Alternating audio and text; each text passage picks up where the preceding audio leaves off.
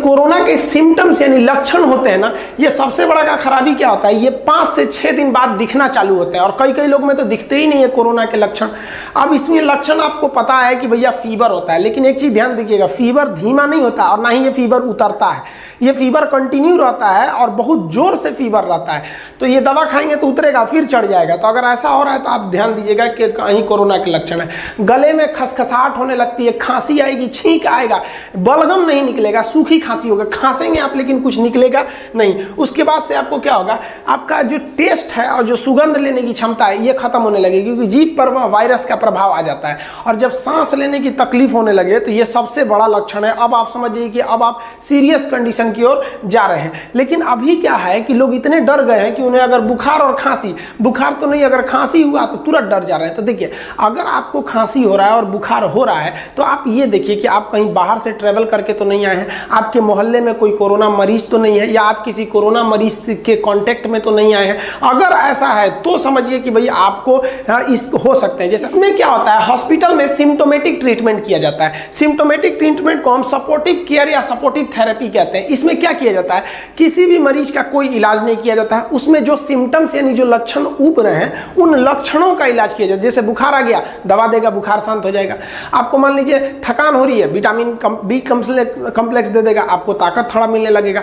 खांसी हो रही है, जुकाम हो गया तो उस खांसी का सिरप दे देगा। यानी कोरोना का इलाज नहीं कर रहा है, उसके सिम्टम्स का इलाज कर रहा है, उसे कहते हैं सिम्टोमेटिक ट्रीटमेंट। इसमें जो सबसे बड़ा काम करता है ना, वो विटामिन सी काम करता है। अब यही हॉस्पिटल में भी दे रहा है, यही आप लोग भी घर में यूज किया करिए। जैसे टमाटर में विटामिन सी है, आम में विटामिन सी है, संतरा में है, ये डेली आप एक एक लिया कीजिए। ये आपको हमेशा लेना। मान लीजिए आपको आम नहीं मिल रहा है, संतरा नहीं मिल रहा है, तो 3 टमाटर कर दिए, मतलब एक एक कैसे भी तीनों में से रहना चाहिए। नहीं है तो इसी की संख्या बढ़ा लीजिए, लेकिन 3 इसको हर हाल में रखिए। इन फलों में से लेते रहेंगे, आपको विटामिन सी पूरा होता रहेगा।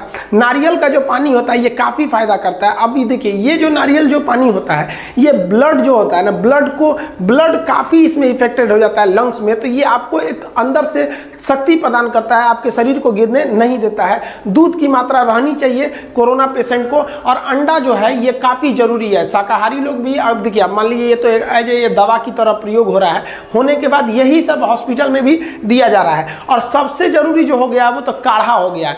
काढ़ा में आप सबसे अच्छा है लेमन टी पीजिए, और एकदम गरम गरम पीजिए यहाँ पर, क्योंकि कोरोना जो है ना लगभग 4 से 5 दिन आपके गले में रहता है। अगर गर्म दूध, गर्म चाय या काढ़ा पीते हैं तो वो सीधे चला जाएगा आपके पेट में, और पेट में हाइड्रोक्लोरिक एसिड होती है, वो उसे मार देता है। काढ़े में आप पानी गर्म कर सकते हैं, इसमें गुल मिर्च डाल सकते हैं, अदरक, तुलसी, हल्दी का प्रयोग कर सकते हैं। दूध में तो आप हल्दी दूध डाल के एकदम गर्म पीने का कोशिश कीजिए। और कई लोग दूध पीते हैं ना तो उसमें मुंह में ठंडा कर लेते हैं, मुंह में लीजिए हल्का सा बस, और तुरंत ढकेल दीजिए, ताकि वो गर्मी जो है ना आपके गले तक पहुंचना चाहिए यहाँ पर। इससे आपको काफी ज्यादा रिलीफ मिलेगा। और ये तो हॉस्पिटल में, हर हॉस्पिटल में काढ़ा एकदम कंपलसरी दे रहा है। और जो पानी पीना है, वो पानी जो होना चाहिए वो चाय की तरह गर्म होना चाहिए, हल्का गर्म नहीं, चाय की तरह गर्म पानी पीजिए। और जो पानी का भाप है उसको मुंह खोल के भाप भी लेते रहिए।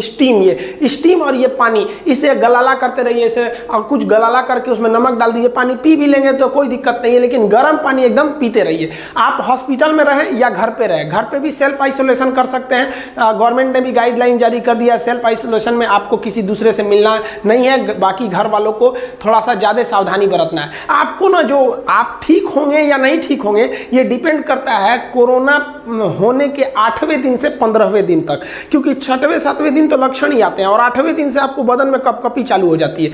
अब याद रखिएगा, जब आप हॉस्पिटल में एडमिट होने जाएंगे तो आपके साथ एक और मांगा जाएगा आदमी जो आपका ध्यान रख सके, और आपको एक बर्तन रखना है जिसमें आप पानी, चाय वगैरह बना सके, और आप एक ओढ़ने के लिए कंबल ले सकते हैं, क्योंकि बुखार आएगा तो ठंड बहुत तेज लगता है ऐसे मरीजों को। और जो इनके साथ अटेंडेंट जाएंगे उनको अपना पर्सनल सिक्योरिटी के लिए उनको तो N95 जैसे मास्क हमेशा अवेलेबल रखना है। बुखार हमेशा नापते रहना है, बुखार से कोई लापरवाही नहीं करना है, और योगा करते रहना है। योगा के लिए आप उसमें देख सकते हैं कई सारे योगा चैनल है, वो स्पेशली योगा के लिए ही हैं। तो योगा करते रहना ताकि आपका बॉडी जो हो आप उसी तरह से स्ट्रांग हो सके, और आपको अपने बॉडी के जो ऑक्सीजन लेवल है उसको भी नापते रहना है। ये दोनों रिपोर्ट आपको डॉक्टर को बताते रहना है, ताकि अगर ऑक्सीजन की कमी आएगी तो आपको ऑक्सीजन अलग से दिया जाएगा। और इस बीच आप अपने आप को इंटरटेन करते रहें। आप मोबाइल देख सकते हैं, आप वीडियो कॉल कर सकते हैं, अपने दोस्तों से बात कीजिए, अपना शेयर कीजिए अपना अनुभव को, ताकि उन लोग का भी हिम्मत बढ़े। और इसी सारी चीज़ों से 80% लोग ठीक हो जाते हैं। उनको 80% लोगों को ये खाने में दिया जाता है और बाकी ये ट्रीटमेंट में ये दिया जाता है। सपोर्टिव ट्रीटमेंट होते हैं, सिम्टोमेटिक खांसी आ गया तो उसकी दवा, इससे 80% लोग ठीक हो जाते हैं। 80% के बाद जो 15% लोग होते हैं उन्हें ऑक्सीजन देना पड़ता है। ये ऑक्सीजन सीरियस नहीं है, लेकिन हाँ ये मतलब माइल्ड या फिर मॉडरेट भी नहीं है। इसमें ना ऑक्सीजन सिलेंडर द्वारा ऑक्सीजन को केवल आपके नाक के पास छोड़ दिया जाता है ताकि जो आपके बॉडी में ऑक्सीजन की कमी हो गई है उस कमी को ये जाके पूरा कर सके।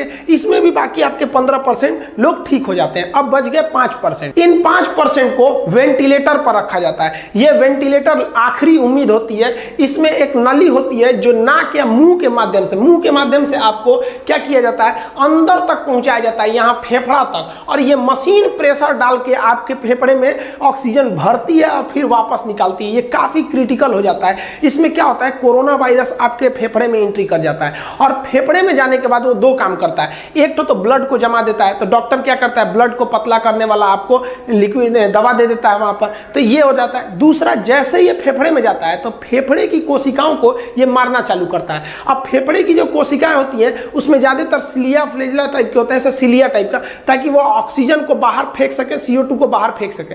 ये क्या करता है, उन कोशिकाओं को पकड़ लेता है। तो हमारा जो इम्यून सिस्टम है आके इस कोरोना को मारने लगता है। जैसे इस कोरोना को मारता है तो इस कोरोना के जो क्षतिग्रस्त अंग है वो बाकी ब्लड के टुकड़ों पे पड़ते हैं, फेफड़े के टुकड़ों पे पड़ते हैं। तो जो बाकी के हमारे सैनिक है, इम्यून सिस्टम है, वो ये भूल जाते हैं कि ये कोरोना मरा हुआ है या इसके टुकड़ा है जो हमारे स्वस्थ कोशिकाओं पे गिरे हैं, वो उन स्वस्थ कोशिकाओं को ही मार देता है। और जब ये धीरे धीरे फेफड़ा तक पहुंच जाता है तो पूरे फेफड़े में ये भर जाता है और पूरा फेफड़ा छोटा होने लगता है। इसलिए क्या होता है कि आप सांस लेते हैं ज्यादा लेकिन जा नहीं पाता है, पूरा भर जाता है। यहाँ कोशिकाएं, मरी हुई कोशिकाएं हो जाती हैं और कोरोना पूरा भर जाता है। और धीरे धीरे ये लड़ाई इतनी बड़ी हो जाती है कि हमारा शरीर जो है हमारे खुद के फेफड़ा को दुश्मन समझ जाता है और पूरा शरीर मिलके हमारे ही फेफड़ा को मारने लगता है। और धीरे धीरे ये सांस हम नहीं ले पाते हैं और वेंटिलेटर पे जाने वाले 5% लोग में से 1% ही वापस आते हैं।